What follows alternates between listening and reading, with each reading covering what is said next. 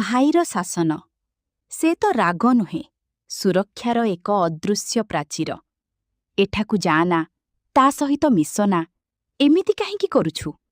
ଜଣେ ସାନ ଭଉଣୀ ପାଇଁ ଏହିସବୁ ଶବ୍ଦ ବୋଧହୁଏ ଦୈନନ୍ଦିନ ଜୀବନର ଏକ ଅଭିନ୍ନ ଅଂଶ। ପ୍ରତିଦିନ ସକାଳୁ ସଞ୍ଜ ଯାଏଁ ବଡ଼ ଭାଇର ଏମିତି ଅନେକ ବାରଣ, ଅନେକ ଅଝଟ ଆଉ ରାଗ ସାନ ଭଉଣୀକୁ କେବେ କେବେ ବିରକ୍ତ କରିଦିଏ। ଭଉଣୀ ଭାବେ, ଭାଇ ମୋ ଉପରେ ସବୁବେଳେ କାହିଁକି ଏମିତି ରାଗେ? ମୋ ଉପରେ କାହିଁକି ଏତେ ପାଚେରି ଠିଆ କରେ? କିନ୍ତୁ ଏହି ରାଗ ପଛର ପ୍ରକୃତ ସତ୍ୟ ବଡ଼ ବିଚିତ୍ର ଆଉ ମଧୁର।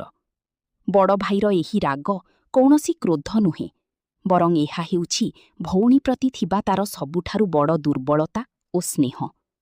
ସେ ସାରା ଦୁନିଆ ଆଗରେ ଯେତେ ଶକ୍ତ ହେଲେ ବି ନିଜ ସାନ ଭଉଣୀର ସୁରକ୍ଷା କଥା ଆସିଲେ ସେ ସାମାନ୍ୟ ଶଙ୍କିତ ହୋଇପଡ଼େ। ଦୁନିଆର ସବୁ କୁଟିଳତା, ସବୁ ଝଡ଼ଝଞ୍ଜାରୁ ସେ ତାର କୁନି ଭଉଣୀକୁ ଦୂରେଇ ରଖିବାକୁ ଚାହେଁ। ସେଥିପାଇଁ କୁହାଯାଏ, ଭାଇର ପ୍ରତିଟି ଗାଳିରେ ଥାଏ ପ୍ରାର୍ଥନାର ଶବ୍ଦ, ପ୍ରତିଟି ଶାସନରେ ଥାଏ ସୁରକ୍ଷାର ପ୍ରତିଶ୍ରୁତି। ଜଣେ ବଡ଼ ଭାଇ କେବେ ନିଜ ଭାବନାକୁ ସହଜରେ ପ୍ରକାଶ କରିପାରେନା। ସେ ମୁଁ ତତେ ବହୁତ ଭଲ ପାଏ ବୋଲି ନ କହି ଠିକ୍ ସମୟରେ ଘରକୁ ଫେରିବୁ ବୋଲି କହି ରାଗିଯାଏ। ସେ କାହାର ସାଙ୍ଗ ହେବାକୁ ବାରଣ କରେ, କାରଣ ସେ ନିଜ ଅନୁଭୂତିରୁ ଜାଣିଥାଏ କେଉଁ ସମ୍ପର୍କ ତାର ଭଉଣୀ ପାଇଁ ଠିକ୍ ଆଉ କେଉଁଟି ଭୁଲ।